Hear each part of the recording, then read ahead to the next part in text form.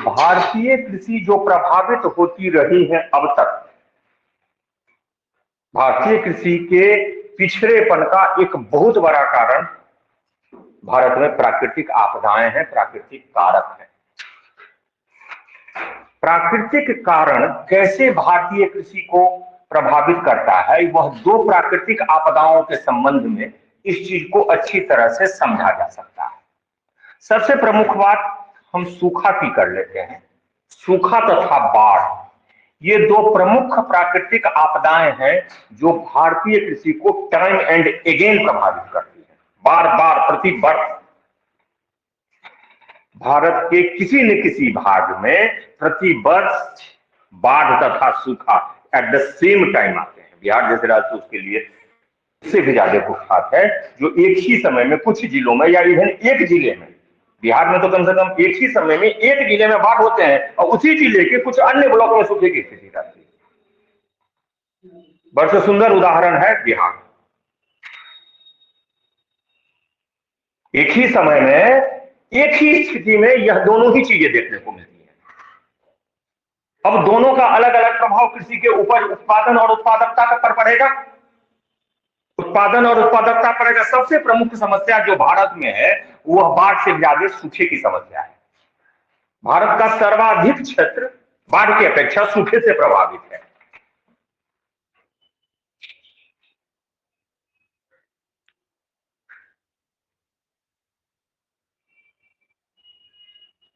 सूखा, कई तरह के सूखा होते हैं। There are several types of सूखा। सूखे के कई प्रकार होते हैं, लेकिन हम जिस सूखे की प्रकार कर रहे हैं, जैसे एक सूखा होता है, there are several types of सूखा, वन ऑफ देम इज मौसमी सूखा, या उसको हम कहते हैं,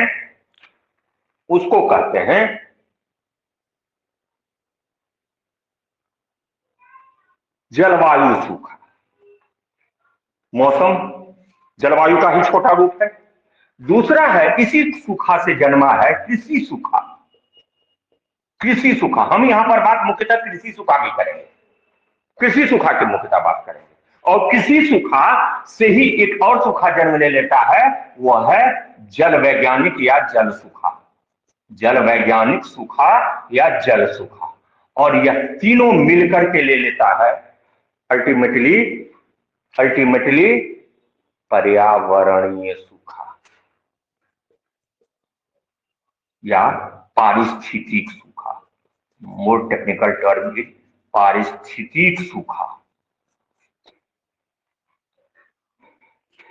ये सब्सिक्वेंट कंडीशंस हैं सूखे के जो होते चले जाते हैं।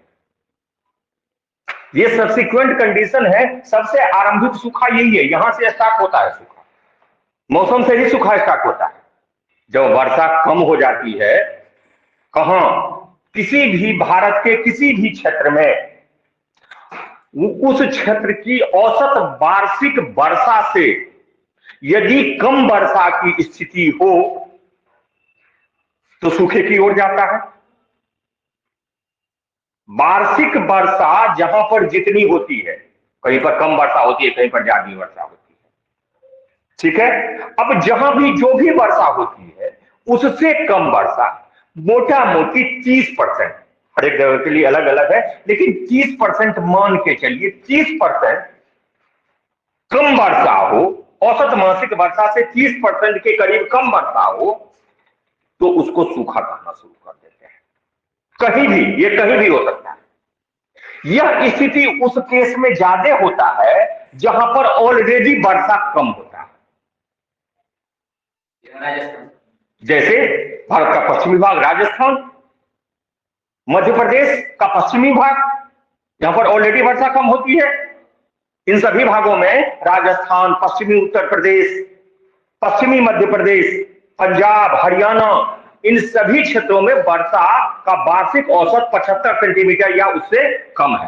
तो भारत के जो गंभीर सूखा प्रभावित क्षेत्र हैं, गंभीर सूखा प्रभावित क्षेत्र वो है जहां पर वर्षा 75, औसत मासिक वर्षा 75, वार्षिक वर्षा 75 सेंटीमीटर से कम होती है। 75 सेंटीमीटर से वर्षा कम होती है। 75 सेंटीमीटर मतलब तो एक साल में 75 सेंटीमीटर। और इस वर्षा का अधिकांश भाग किस समय में होगा? समय में 75 सेंटीमीटर पूर्व वर्ष में जितना वर्षा होता है उसका औसत है ये। इसमें से सबसे ज्यादा वर्षा कब होगा? मानसून काल में। मानसून के काल में ही इसमें से 80% करीब वर्षा यही 3-4 महीने में हो जाती है, होती है ना। अब ऑलरेडी यहां पर वर्षा हम देख रहे हैं कि कम वर्षा, ये कम वर्षा वाला क्षेत्र है। कम वर्षा वाले क्षेत्र में यह परिवर्तनशीलता 30% के अलावा यदि 20% भी हो जाए तो सूखे की स्थिति जन्म ले लेगा। याद रखिएगा, जितना ही वर्षा कम हो, और वैसी स्थिति में, भारत के संदर्भ में वैसी स्थिति में यदि वेरिएबिलिटी मौसम में वर्षा थोड़ा भी कम हो, 20% भी कम हो, तो सूखे की समस्या जन्म दे देगा। क्योंकि ऑलरेडी वह ऐसा क्षेत्र है जहां पर मृदा नमी की कमी है, ऑलरेडी मृदा नमी की कमी है। वह ऐसा क्षेत्र है जो शुष्क क्षेत्र है। शुष्क क्षेत्र होने के उत्सर्जन की क्रिया तेज हो रही है, और वैसे में वर्षा का एकमात्र जो आधार है मृदा नमी का, नेचुरल आधार जो है वह क्या है? वर्षा। और वह वर्षा में 10% से 20% की भी कमी वह सूखे को जन्म देता है, अर्थात वह स्थिति सूखा को जन्म देता है। हमारे यहाँ, चूंकि हमारे यहाँ वर्षा अच्छी होती है बिहार में, तो हम 30% को IMD के हिसाब से मान लेते हैं। 30% आएगा तब हम सुखाड़ने से कोशिश करते हैं, तब कहते हैं जो सूखा की स्थिति आएगी। 20% तक हम थोड़ा मोड़ा झेल। लेकिन ऑलरेडी जिन क्षेत्रों में वर्षा कम होती है उसमें वर्षा की परिवर्तनशीलता सूखा को ज्यादा प्रभावित करता है। वर्षा की थोड़ी भी परिवर्तनशीलता, परिवर्तनशीलता मतलब कम वर्षा, कम वर्षा, परिवर्तनशीलता सूखा को ज्यादा प्रभावित करता है।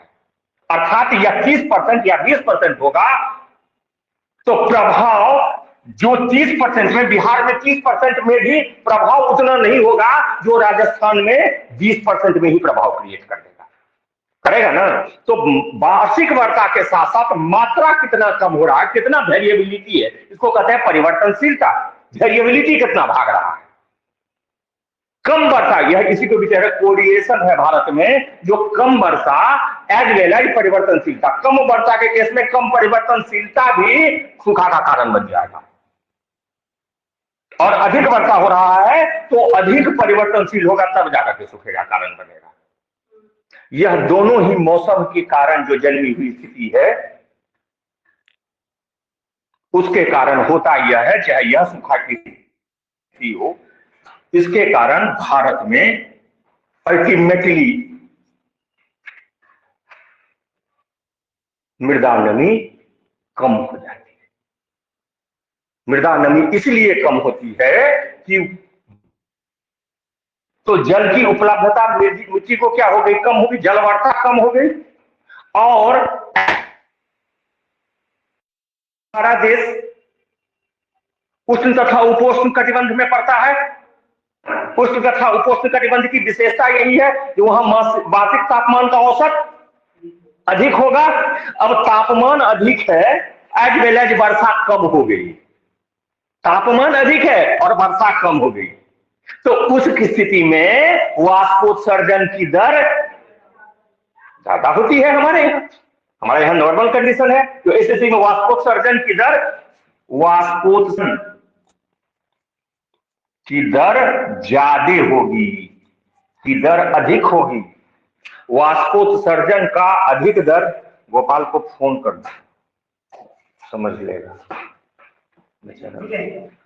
अभी तक नहीं, हम इनरोलमेंट आया था, हम ओके एक्सेप्ट कर लिए, एडवर्टीजमेंट पर जा करके लाइव में ज्वाइन कर लो। ये बच्चा ही थी दो।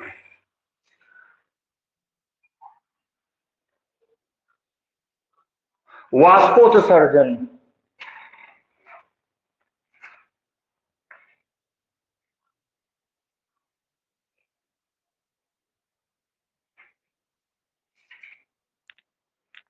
वाष्पोत्सर्जन की दर अधिक मृदा नमी के कमी का कारण बनता है। और मृदा नमी की कमी को क्या बोलते हैं? कृषि सूखा। मृदा नमी की कमी को क्या बोलते हैं? कृषि सूखा। मृदा की नमी में, कृषि सूखा से मतलब है मृदा नमी में कमी। क्यों? क्योंकि किसी के लिए फसल को जो नमी चाहिए वह नमी नहीं मिल पा रहा है। दैट इज कृषि सूखा। यह मौसमी सूखा कृषि सूखा में तब बदलेगा जब मृदा नमी कम हो जाएगी, होगी तब ना। तो यही मौसमी सूखा कृषि सूखा में बदल गया जब मृदा नमी की कमी आएगी। अब ऐसे में चूंकि भारत में, हम यहां पर आलोचनात्मक ढंग से कहेंगे, भारत में मात्र 48-49% बोई गई भूमि पर क्या है? सिंचाई सुविधा है। हमारा 51-52% भूमि कैसी है? वर्षा सिंचित है, वर्षा पर आधारित है। आधे से अधिक खेत अभी भी वर्षा के सहारे जी रहे हैं। उन खेतों की उत्पादकता निश्चित रूप से प्रभावित होगी। कितना? 52% क्षेत्र की। क्योंकि वहां पर यदि सूखा पड़ गया, उन क्षेत्रों में जितनी वर्षा होती है उससे कम हो गई, तो हमारे आधे से अधिक 51%, लेटेस्ट आंकड़ा करा 51% रेनफेड, क्या है? वर्षा सिंचित, जिसको बोलते हैं रेनफेड। यह रेनफेड क्षेत्र। अब रेनफेड क्षेत्र में यदि वर्षा नहीं होती है तो कृषि करवान चल जाएगी, नहीं उपज होगी। किसान क्या करेगा? उत्पादकता हुआ नहीं। किसान क्या करता है? यदि वह कैश क्रॉप उगा लिया है, कपास उगा लिया है, गन्ना उगा लिया ना, ऐसे केसेस में प्रायः किसान अवसाद में जाते रहे हैं। भारत में कई बार इसके उदाहरण हैं।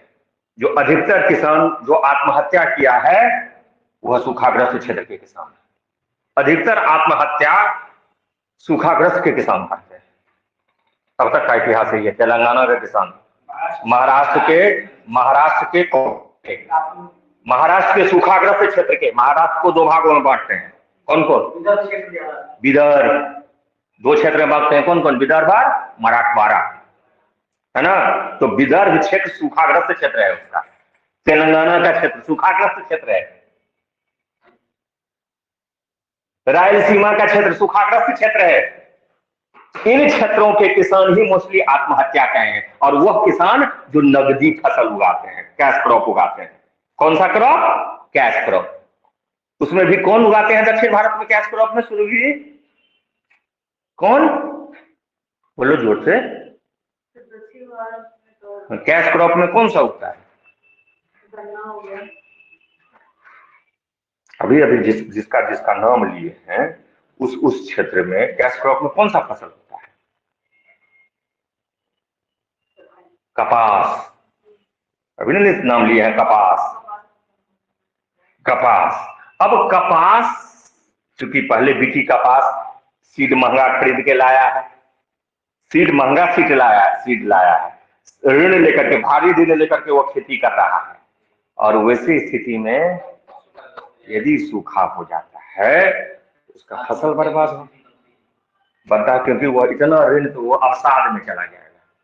किसान अवसाद में जाता है, डिप्रेशन में जाता है, और डिप्रेशन की स्थिति उसको आत्महत्या करने के लिए मजबूर करती है। डिप्रेशन की स्थिति आत्महत्या करने के लिए उस किसान को मजबूर करती है। सूखा, इसी को हम कोरिलेट करेंगे। जो सूखा की स्थिति भारत में किसानों की आत्महत्या तक ले जाती रही है। तेलंगाना का किसान, मराठवाड़ा, विदर्भ के किसान, कर्नाटक के किसान, आत्महत्या के पीछे प्रमुख कारण सूखा रहा है। किसान की आत्महत्या का प्रमुख कारण सूखा रहा है। कृषि सूखा। सर, हम जब भी कृषि सूखा यहाँ पर इस टॉपिक में बात करेंगे तो कृषि सूखा की ही बात करेंगे। हम इस टॉपिक में कृषि सूखा की, कृषि की चर्चा कर रहे हैं, कृषि सूखा की बात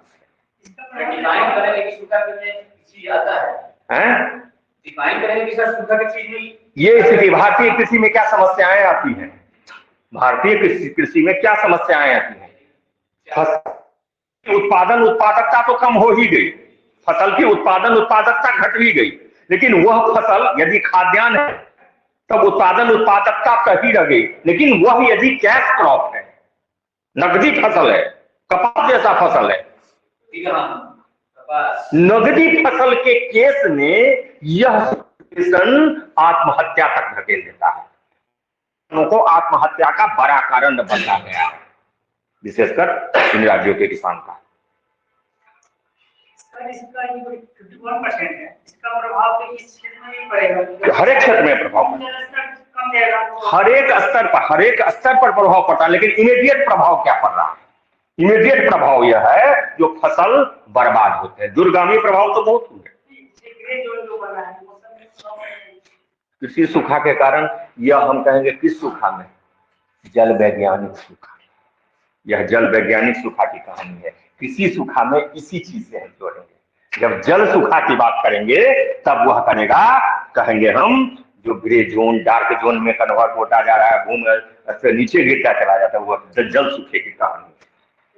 आइए और एग्रीकल्चरल ड्रॉट, हम जल सूखा की बात कर रहे हैं, कृषि सूखा की बात है। कृषि सूखा में कृषि के उत्पादन पर प्रभाव पड़ेगा, नकदी फसल पर प्रभाव पड़ेगा। सबसे गंभीर समस्या नकदी फसल के केस में आ जाती है।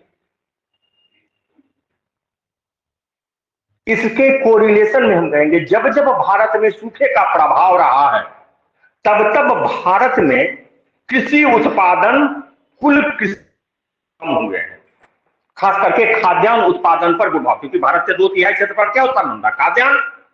जब जब भारत में कृषि, जब इसका सुंदर उदाहरण 2002 है,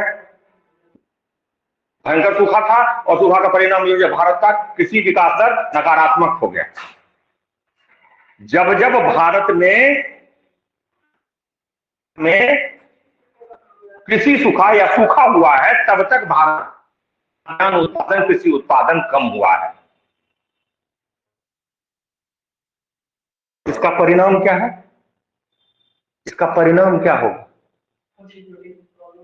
इसका परिणाम जो कृषि विकास दर नकारात्मक होगा, और भारत में कृषि विकास दर का परिणाम क्या है? कृषि विकास दर नकारात्मक का क्या परिणाम है? हमारी अर्थव्यवस्था ही डवाडोल हो जाए। क्यों? क्योंकि प्रत्यक्ष या परोक्ष रूप से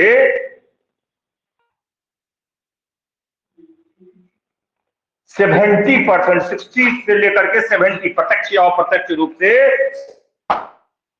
70% की आबादी अपनी आजीविका के लिए कृषि पर निर्भर है। रूप से भारत के 65% के आसपास लोग प्रभावित हो जाते हैं। 65% के आसपास लोग, करीब 42% लोग, 42% कार्यकारी जनसंख्या, भारत की कार्यकारी जनसंख्या का 42 की रिव्यू कह रहा है। भारत के कार्यकारी जनसंख्या, कार्यकारी किसको बोलते हैं? जिससे पूछेंगे वही बताएगा। सीमा जी, कार्यकारी, व्हाट इज कार्यकारी जनसंख्या?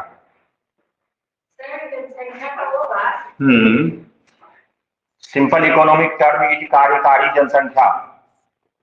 कार्यकारी जनसंख्या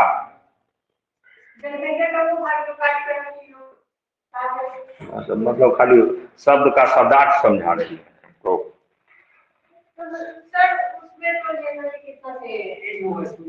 एज की क्या है? 14 से 59 कितना होता है?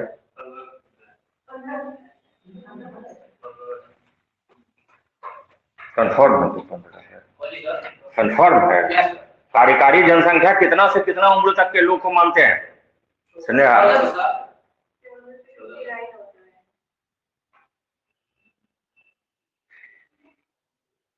इकोनॉमिक 14 को पढ़ रहे थे। कंफर्म है कि 14 है? हमको तो नहीं लग रहा है 14 है। हमको जहां तक याद 18 है। 18 से हाँ कंफर्म हो जाना। तो 18 से 60।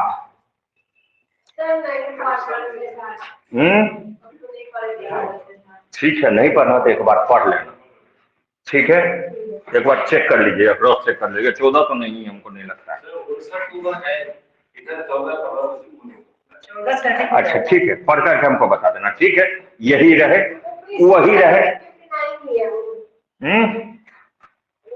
चलो ना 59 भी है तो इस पर विवाद है। 59 कर देंगे तो कोई बहुत बड़ा अंतर थोड़े चल जाएगा, क्योंकि 60 वर्ष में रिटायरमेंट होता है, यही आधार है ना। आप रिटायरमेंट पर आधारित आप कार्यकारी जनसंख्या क्यों ले रहे हैं? आधार इसका क्या आधार यही इसी रिटायरमेंट 60 वर्ष है ना, तब फिर उसको कार्यकारी जनसंख्या में क्यों? वह डिपेंडेंट जनसंख्या 60 वर्ष आ गया तो डिपेंडेंट जनसंख्या हो गई। टेक्निकली डिपेंडेंट जनसंख्या है वर्ष 60, इसीलिए 59 कर देते हैं, और कोई बात नहीं। 59-60 वाले विवाद नहीं है। चलो बाद में सर्च मार करके बाद में पता कर लो। अब इसका जो भी कार्यकारी जनसंख्या है उसका 42% डायरेक्टली रूप से, प्रत्यक्ष रूप से, यहां तो हम यह जनसंख्या का प्रत्यक्ष या परोक्ष रूप से, यह कह रहे हैं प्रत्यक्ष रूप से अपने आजीविका के लिए किसी पर निर्भर है। 65% बोले हैं प्रत्यक्ष या परोक्ष रूप से, डायरेक्टली या इनडायरेक्टली। किस आत्मनिर्भर शब्द नहीं, निर्भर है, आत्म नहीं, आजीविका के लिए किसी पर है। आत्मनिर्भर शब्द किसको कहते हैं? जो अपने पर निर्भर हो, हाँ, उसको कहते हैं।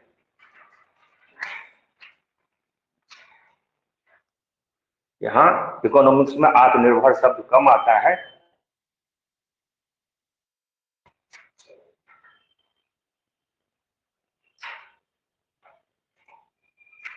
यदि भारत के किसी न किसी भाग में सूखा पड़ा तो यह 42% प्रभावित होता है। एज वेल एज इसका एक और प्रभाव पड़ जाता है, जो भारत में कृषि कच्चे माल की आपूर्ति प्रभावित होती है।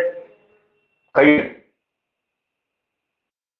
बार देखा गया है जो मौसमी प्रतिकूलता के चलते कपास का उत्पादन प्रभावित हुआ है और कपास कटी भारत का वस्त्र उद्योग प्रभावित हुआ है। इस बार भी उदाहरण चल रहा है, अभी भी करंट इशू टेक्सटाइल इंडस्ट्री का पता है क्या हो रहा है? टेक्सटाइल इंडस्ट्री में वर्तमान में बहुत ज्यादा गड़बड़ी चल रही है। उसका कारण ये हो गया है कि टेक्सटाइल का उत्पादन पिछले साल कम हुआ है, इसका कपास का दी है कि यहाँ स्थानीय किसानों का प्रोटेक्शन के लिए इंपोर्ट पे मात्रात्मक प्रतिबंध है, तो ज्यादा मात्रा में आयात नहीं जाता। इसको टेक्सटाइल इंडस्ट्री को महंगा कपास पे उसका कपास का एक्सपोर्टर है वो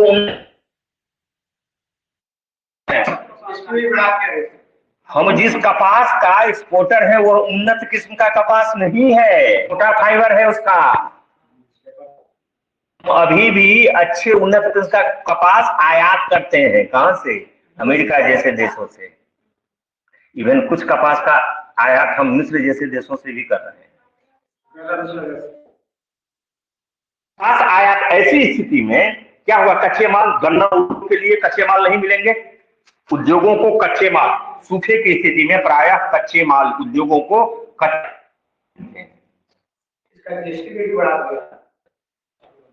उसी पर 5% नहीं, अरे वही तो गड़बड़ झाला हो गया। सरकार ने उसको 12% कर दिया था, जी का प्रपोजल दिया था, लेकिन ये इंडस्ट्री वाला तो पहले कहा था हम तो पहले कपास की कमी के कारण मेरा कॉस्ट वैसे ही भागा हुआ है। यदि आप टैक्स जीएसटी और बढ़ाइएगा तो यह इंडस्ट्री जाएगा। और उसने कोरोना के बाद की स्थिति है और रोजगार देने वाला उद्योग कौन है? सूती वस्त्र उद्योग। तो उन्होंने कहा कि कोरोना के बाद का काल है और सूती वस्त्र उद्योग आप जो आप देते हैं रोजगार दे रहा, जब बंद होने लगेगा क्योंकि कपास यहाँ महंगा हो रहा है, आप जीएसटी बढ़ा दीजिएगा तो खपत क्या हो जाएगा? कम हो जाएगा। मार्केट में पैसा भी बहुत नहीं है तो खपत और कम होगा। सामान जैसे बढ़ता है तो खपत क्या होगा? कम होगा। कम होगा तो अल्टीमेटली मैन्युफैक्चरिंग कम होगी। मैन्युफैक्चरिंग कम होगी तो वहां से आदमी वैसे ही छटैया होना शुरू हो जाएगा। जो सबसे बड़ा क्षेत्र है रोजगार देने वाला उद्योग है स्थिति और खराब होगी। तो सरकार ने यह देखते हुए वह कदम उठाया है। सेल ऑर्गेनाइजेशन का यह मांग था। सरकार तो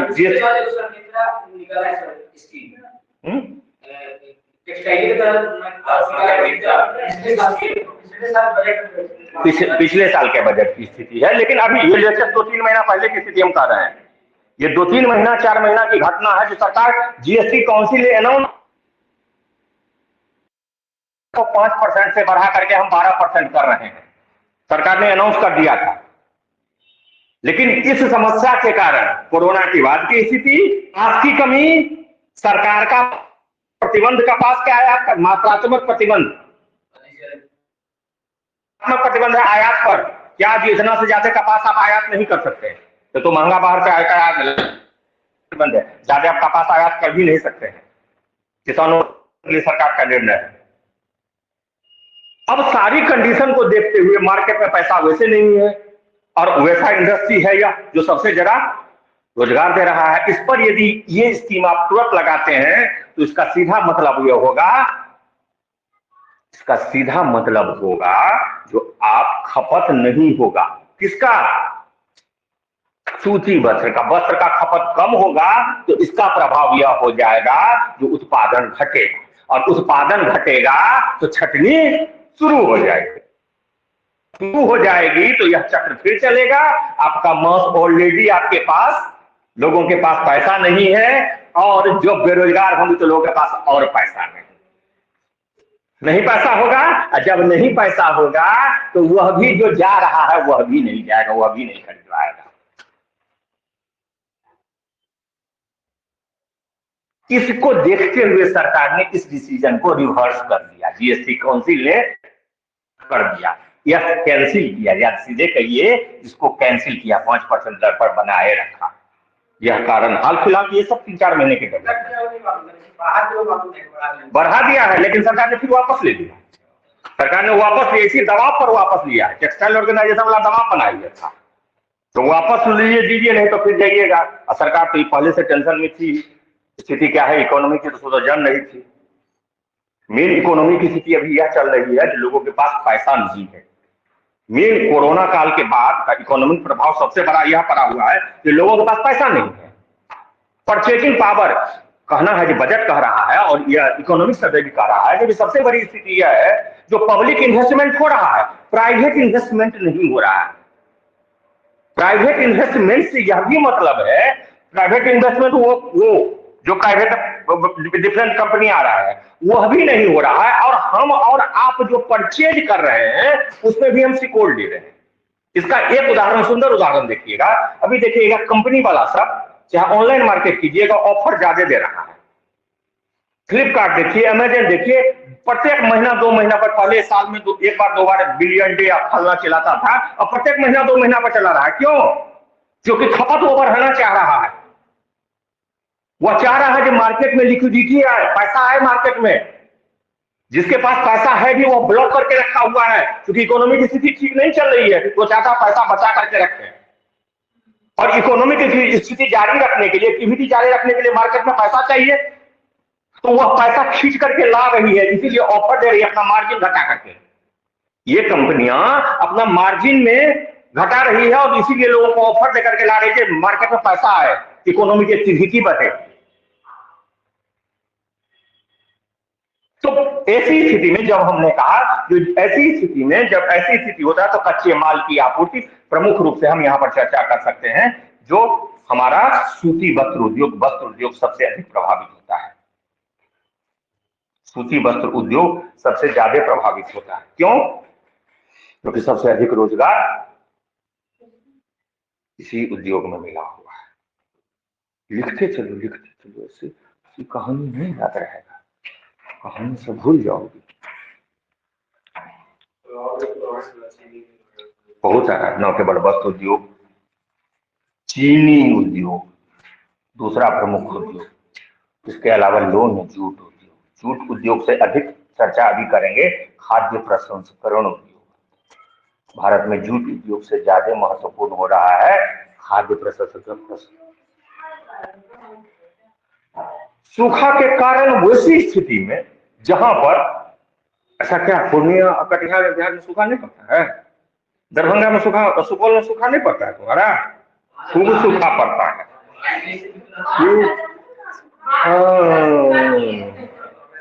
उसकी तो स्थिति अभी सुना रहे थे ना कि एक ही समय में दरभंगा के एक जिला में बाढ़ है और कुछ जिला सूखा के अंतर्गत है।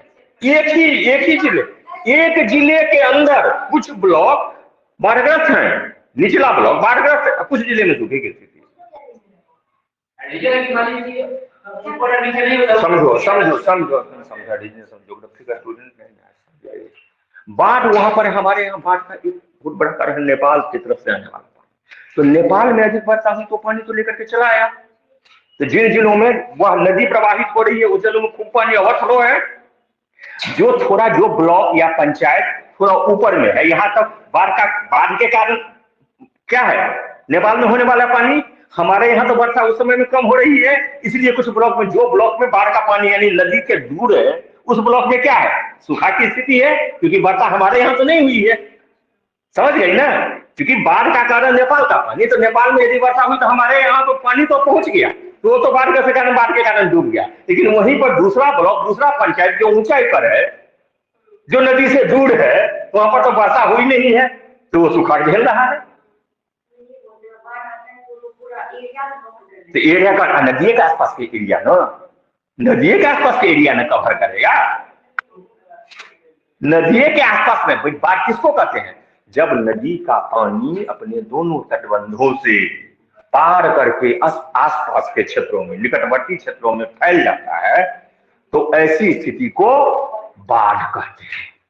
तो वह आसपास के क्षेत्रों में फैल गया, समझ गया है? आसपास के क्षेत्रों में फैल गया है, आसपास में क्षेत्रों में फैलने के कारण वहां बाढ़ स्थिति है। इसीलिए ने कहा कि एक ही जिला है, तो जो कह रहे थे पूर्णिया कटिहार जो जूट उत्पादक क्षेत्र है, बिहार का जूट उत्पादक क्षेत्र है, वहां भी यह कंडीशन बनता है, यह कंडीशन वहां भी बनता है। तो जो तुम जूट कर रही हो उस पर भी प्रभाव पड़ेगा।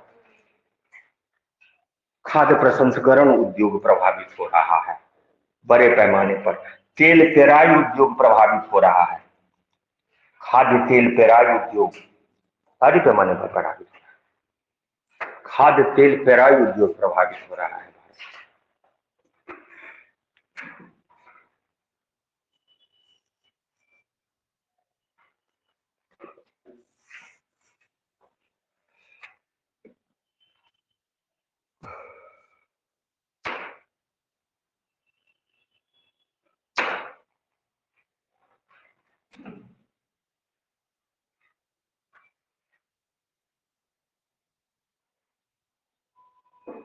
यहाँ पर दिखाना है सूखाग्रस्त क्षेत्र, दिखाएंगे बिहार के, भारत के प्रमुख सूखाग्रस्त क्षेत्र।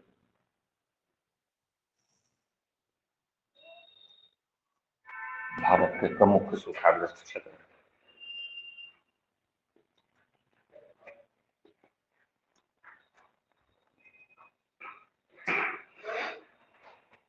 भारत के प्रमुख सूखाग्रस्त क्षेत्र।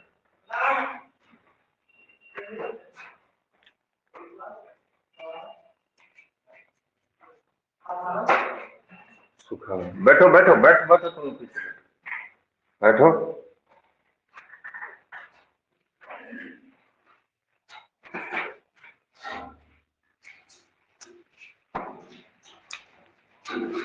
हेलो, जिस वर्ष भारत में सूखे पड़ते हैं उस वर्ष हमारी कृषि विकास दर नकारात्मक होता है, एज वन कुल विकास दर कम हो जाता है। कुल विकास दर, भारत का जीडीपी ग्रोथ रेट कम होता है। जिस चीज में, हाँ क्या बिहार का मैप बना के कभी कल समझा, मैप बना करके कल, ये है शिवरात्रि, तो कल नहीं, कल हम सामने व्रत में रहेंगे, कल व्रत में रहेंगे, हमको बोलने में दिक्कत होगी। शाम वाला सुबह वाला ले भी लेंगे, शाम वाला नहीं ले पाएंगे, शाम वाला में दिक्कत होने लगती है व्रत करते हैं। नहीं ना किशोर, व्रत करते तो नहीं दिक्कत, बोलने में नहीं दिक्कत होता है। सुबह वाला ज्योग्राफी वाला चलेगा, सुबह में उतना स्थिति खराब नहीं रहती है, शाम में स्थिति खराब हो जाती है। लेकिन परसों नियमित समय पर 4 बजे फिर पहुंच जाना। आप लोग टाइम से आइए, आज लेट कर दिए थे, इसके चलते इकोनॉमिक्स नहीं हो पाता है, थोड़ा सा कम। आज तो हम भी लेट से आए थे, हम तो पहले ही कर दिए, लेकिन हमसे भी लेट ये एकता जी आई, सीमा जी आई।